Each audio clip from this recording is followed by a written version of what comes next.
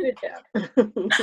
Okay, hello everyone. My name is Kelly Christensen and I'm one of the academic coaches here on campus. And today we're going to talk about some tips to help you stay productive and motivated while working from home. So I'm going to share my screen with y'all. And we should be good there. I'm just going to minimize those things. All right, so this is tips and strategies to stay productive at home. And this is really about adjusting to an online schedule. So I love terrible memes, and this is the one that I've made for this presentation. But part of feeling confident in online classes is a combination of time management and organization. So how can we stay motivated and feel productive during these classes? And there are a couple of different things that go into our effective time management. And those are identifying our priorities, making our schedule visible, creating some action plans, getting organized, and remembering to breathe. So when we talk about identifying our priorities in a schedule, we want to think about what goes into our schedule normally. Some of those key things are classes, study time, meals, work, sleep, and breaks. And normally when I do this with a big group of people, everyone is able to identify classes, study time, and work, but we tend to forget meals, sleep, and break. So make sure to include those in your schedules. They're really important to make sure that you don't feel burnt out. So what we're going to do is kind of go through building a schedule, and some key things to keep in mind are to start with the things that have set times that you can't change.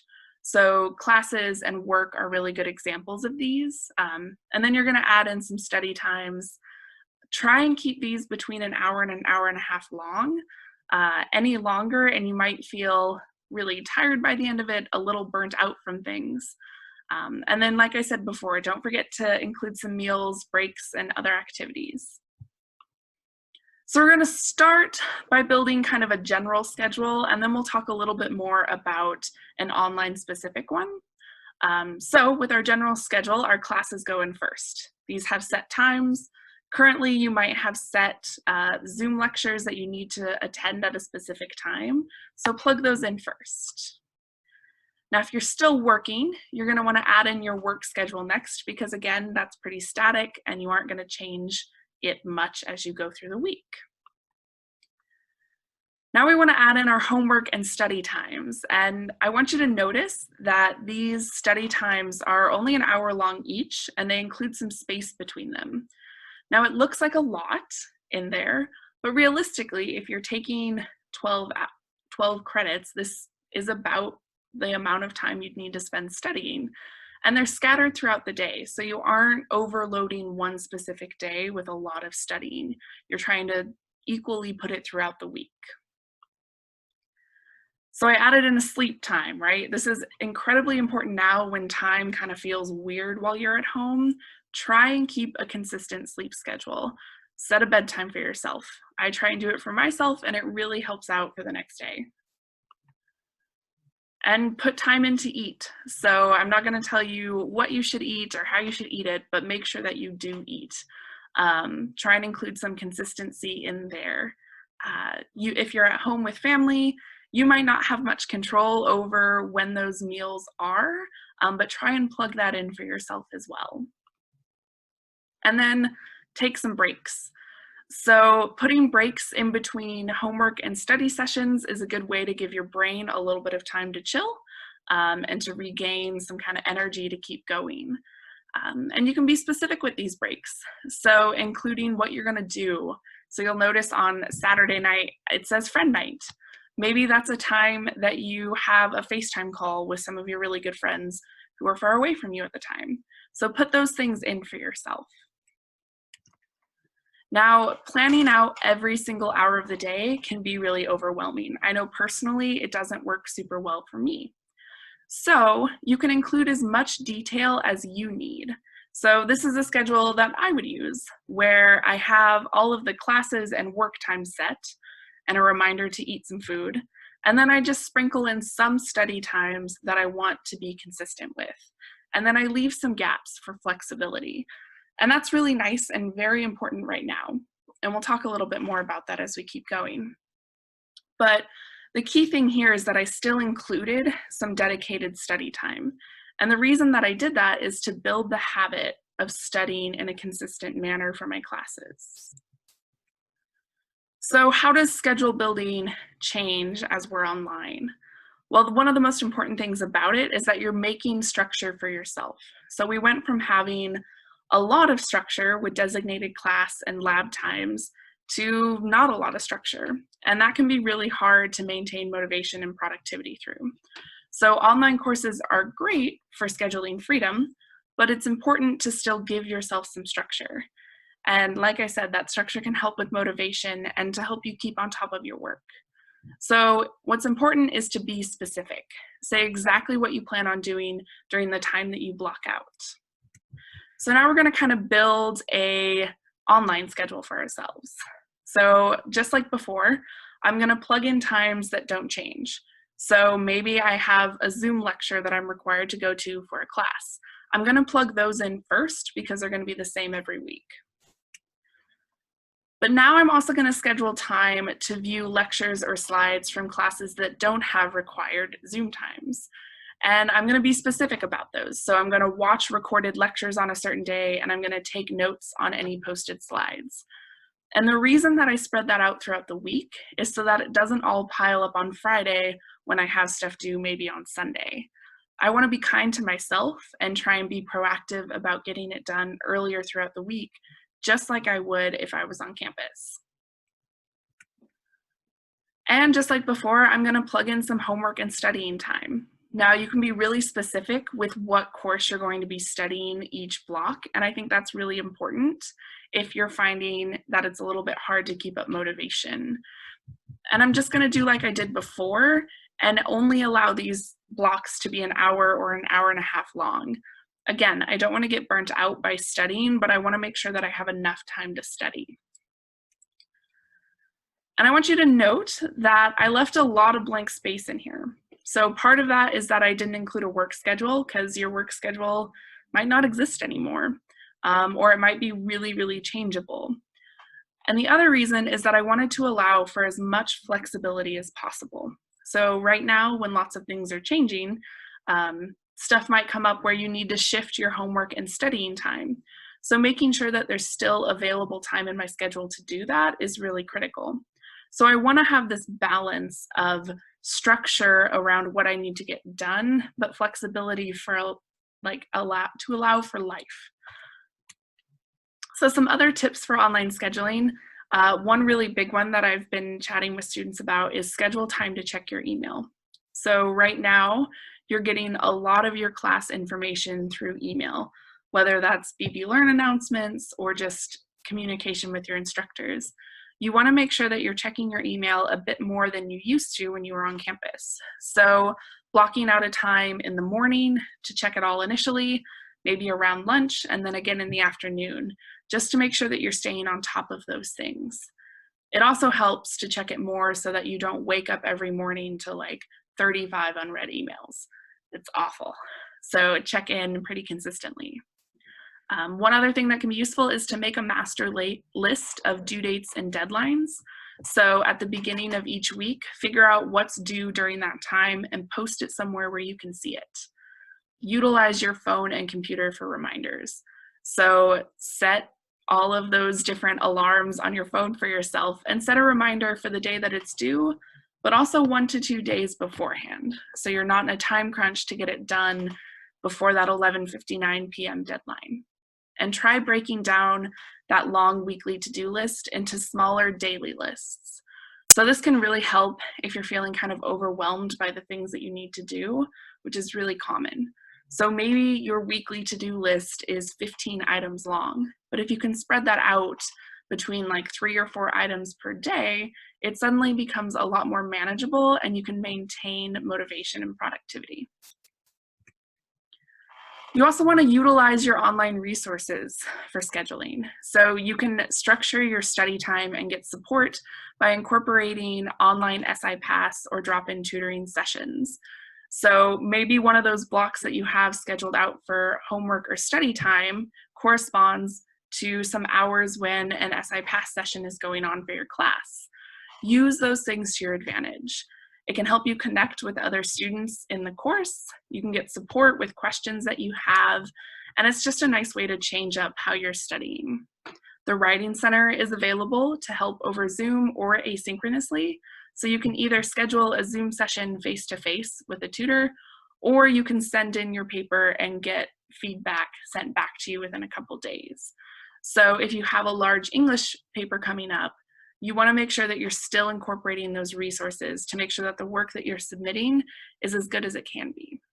The library has a chat function, so you can still get support for your research needs.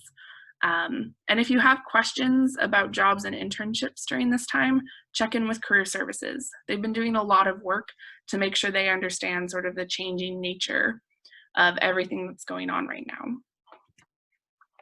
So another key thing is to make your schedule visible, and you want to find the method that works best for you. So it's important to make your schedule visible so that you're being reminded by it. Try posting it on a wall near your workspace. So I have mine like tacked up on the wall next to my computer, and that helps so I can constantly see what I need to get done and not forget some of those things. Since we aren't getting reminders from our professors in class, it kind of falls on you to make reminders for yourself. And actually recording what you need to do can help motivate you to get it done. So just saying, oh yeah, I need to study for a class is one thing, but writing down that you're going to study for biology at 4 p.m. till 5 p.m. really gives you that push to get going with that studying. And you can use whatever works best. So whether it's a paper planner, your phone, or different organizational apps, choose the thing that's actually going to work for you, or choose multiple things. I usually have a combination of my Outlook calendar reminders and an actual paper to-do list for every day. So now we're going to talk about action planning. And this is another great way to give yourself some direction and to add some structure into what you're doing. So an action plan is a way of taking a large task and breaking it up into smaller, more manageable pieces. You can action plan big projects, homework assignments, study sessions, or anything else. I often action plan my weekends because I just need that structure in my life. When you're making your action plan, it's important to include intermediate deadlines, and these deadlines can help prevent procrastination. So right now, what I'm hearing from a lot of students is because time is kind of a funky thing when you're not going to class all the time, they're forgetting or they're putting off assignments until the last minute. So maybe you didn't do a lot of procrastination before, but you're noticing that now it's kind of a struggle for you. Try action planning. It can really help you keep on task and keep up to date with everything. So I'm going to go through a couple different types of action plans just to give you a few examples. Do you have a question? No? Okay. So first is action planning your study plan. So maybe you need to study chapter 6 of your biology and you're giving yourself the deadline of April 26th, which is going to be next Sunday. What I did here is I broke down what I want to do every day in order to spread that work out over a longer period of time. So I'm going to skim the chapter of the textbook one day. I'm going to attend the Zoom lectures and take detailed notes for the days that I have them. So it might seem obvious that, like, yeah, of course I'm going to attend those Zoom lectures, but including a reminder for yourself gives you that structure, and it helps you visualize what's going on each day. I'm going to write down all important terms and concepts on one page by the 21st, and I'm going to try out some practice problems by the 23rd. So I'm being specific. I'm going to write down all important terms and concepts on a single page. That gives me some structure for what I'm going to do during my homework and studying block that I've scheduled on my calendar. And then I'm going to write 2 to 3 sentence summaries for each section of notes by the 24th. And you'll notice that that final deadline is earlier than the deadline that I gave myself. And that's to allow for some flexibility again, because like normal, life happens and sometimes dates need to shift. So now let's talk about action planning a specific assignment, and in this case, a paper. So let's say you've got an English paper due on the 28th. You're going to break down what goes into that paper so that you aren't putting it off till the last minute. And you'll notice that these are pretty small steps. So by the end of the today I want to find 3 sources. It doesn't say that I'm going to write a ton about those sources. I'm just going to find 3 of them. And then by the 18th, I'm going to develop a thesis statement. Then I'm going to write an outline. And then I gave myself 3 different word count limits that I want to try and reach for the total length of the paper. So breaking down those things into really small, digestible steps makes a big task seem a lot more doable and possible. And that's really critical for maintaining motivation and productivity. Then I utilize one of my resources, the Writing Center, and I'm going to submit a rough draft to them by the 25th. I give myself some time to edit and review that rough draft, and then I finally submit my paper on the day that it's due. So finally, I'm going to go into the type of action plan that I use every single day, which is action planning your day, which might seem very small, but it can be really helpful if when you sit down to work, you're kind of like, where do I even start? So my plan for today was to check my email and respond from 8 to 9 a.m. I blocked out some time just to handle those emails. Then I'm going to attend a Zoom lecture for econ. I'm going to summarize my notes after that lecture for half an hour. Then I'm going to take a break because, again, breaks are important, so schedule them in. Then I'm going to take notes on slides and recorded lecture for Phlen at 1 p.m. And I didn't set a deadline to that because I'm not quite sure how long it'll take me, but I know that I'm going to start at 1 p.m. And then whenever I finish, I'll take a break. And then I'm going to work on homework from 3 to 5 p.m. And during that time, I might have another action plan to kind of break down what I'm actually doing during that time. So you can think of this kind of like a structured to-do list. So rather than just writing everything on a Post-it note, giving yourself some deadlines to complete those actual items can be really helpful to get you through the day more productively. One other tip that I always like to tell people about is the Pomodoro technique. So if you're sitting down to study or to do something and you're feeling overwhelmed, try breaking down the time that you have scheduled into smaller chunks. So the Pomodoro technique works by working intensely for 25 minutes and then taking a 5-minute break. And after 4 of those, you give yourself a 30-minute break. And it's a way to get through time that's more manageable. And you can change it up. So let's say 25 minutes just seems like way too long to work on a paper for you today. That's okay. Try working for 15 minutes with a 3-minute break. So you can change up those chunks into whatever works best for you that still allows you to get things done. So we have our schedule together. It's visible. We have a plan. Now, where are we going to work? So before all of this happened, you may have gone to the library or to study table or just somewhere that worked best for you, but you might not have that anymore. So how do we set up a space in order to be productive and motivational for yourselves? It's important to know that having a dedicated space for working on schoolwork can really help add some consistency to your day-to-day online schedule. One of the biggest tips is try to avoid working in your bed when possible. So if you're in an apartment and you can work out in the living room on a table there, do that. You want to separate where you're relaxing, where you're sleeping from where you're working. But if you can't, maybe you're at home and everyone's working from home and there isn't really a good space outside of your bedroom.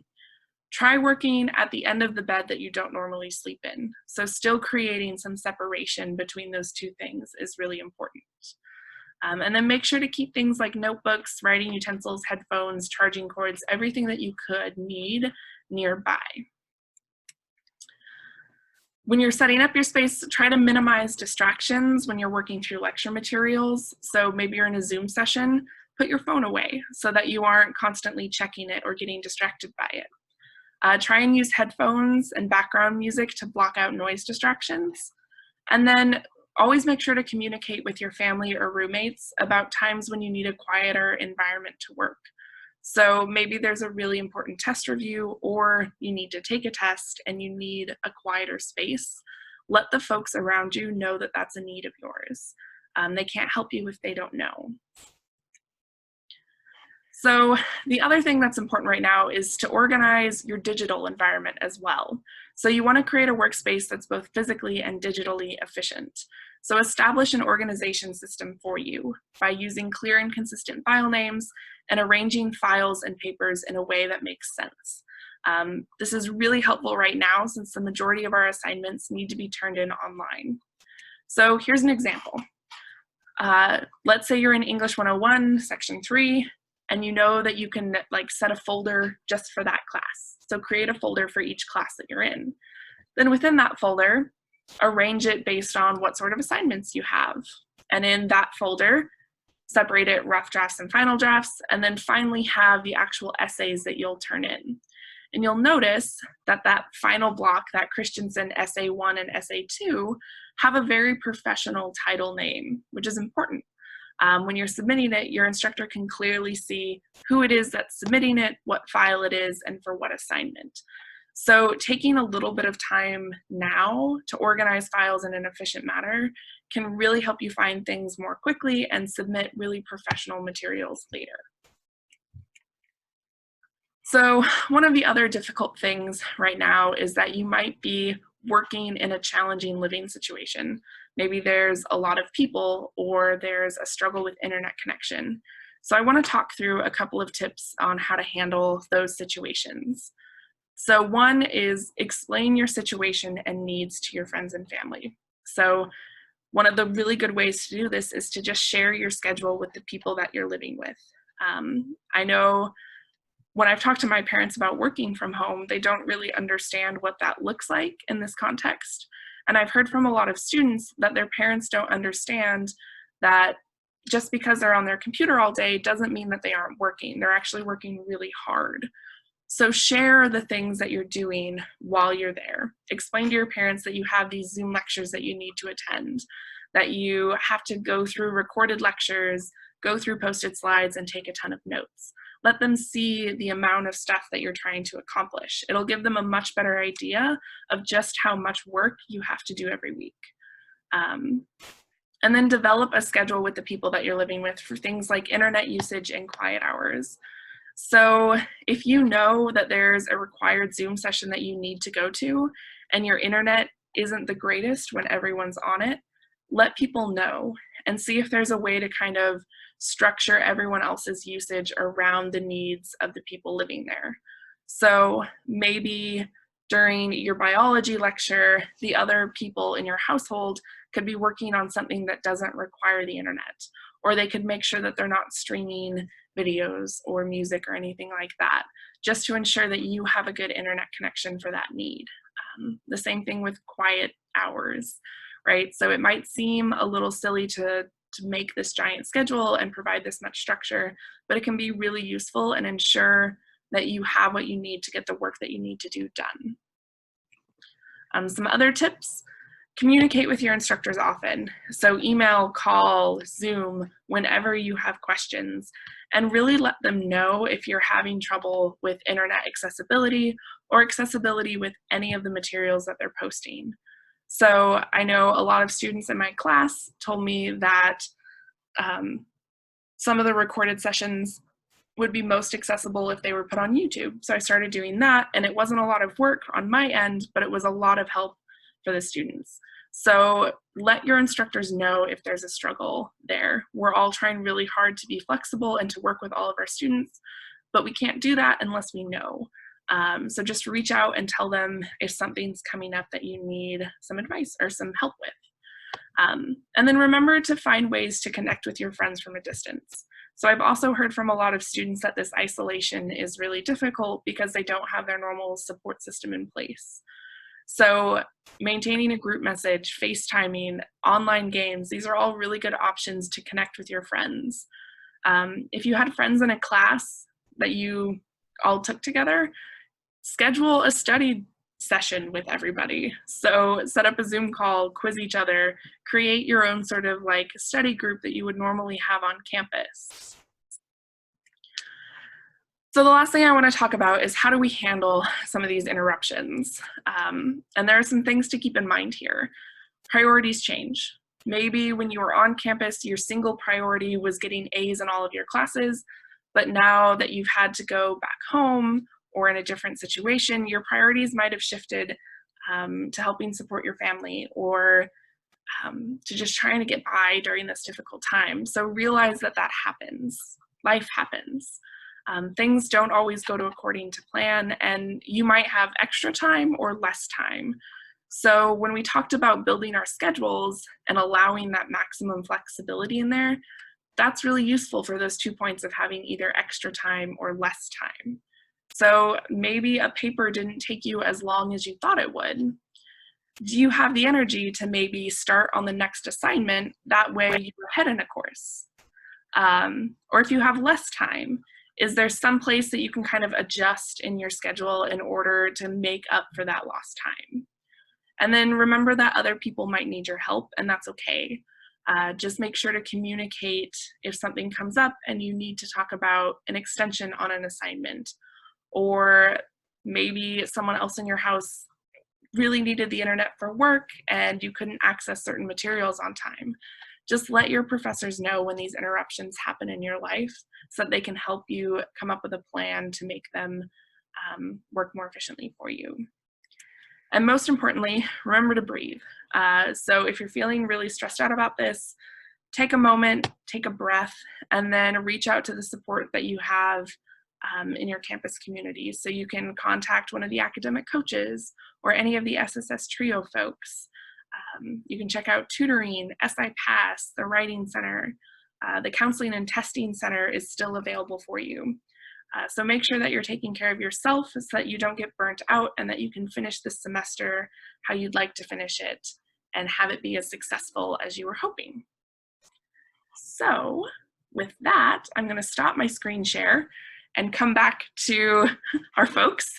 Corey, I love your background. And I guess, do any of you have questions that I could try and like include some information on for students as this goes up? I don't have any questions. I found the information to be very helpful. In fact, as you've been talking, I've been action planning the rest of my afternoon. Yay! So lots of great tips.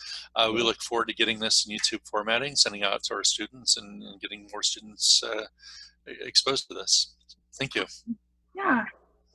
Yeah, I like the Pomodoro technique. Me too. It's my favorite. I try to do myself. It's hard, but yeah. Thank you, Kelly. It was wonderful. Thanks. Yeah. Thumbs up for the Pomodoro. Yeah.